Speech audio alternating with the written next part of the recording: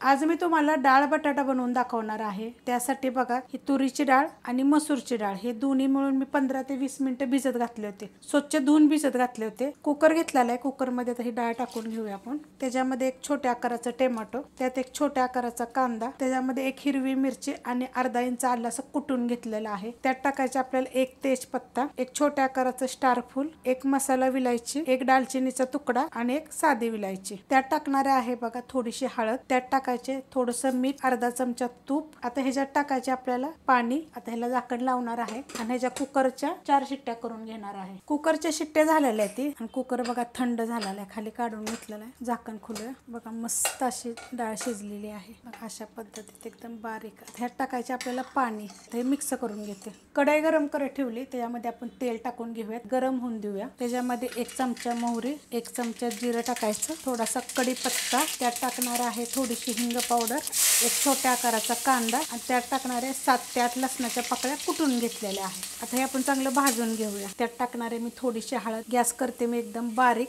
त्यात टाकायचे आपल्याला मिरची पावडर, 1 चमचा गरम मसाला पावडर, मिक्स करून घेऊया। आता त्यात टाकणार आहे एक शिजवलेला बटाटा आणि ह्याला 1 मिनिटभर पहिलं फक्त परतून घेऊया। आता ह्याच्यामध्ये आपण ही डाळ टाकून घेऊया, मिक्स करून घेऊया पहिले। त्यात टाकणार आहे कोथिंबीर, ह्याला काय करूया चांगलं उकळून देऊया। अशी केली की नाही डाळ बटाटा लय छान लागतो चवीला।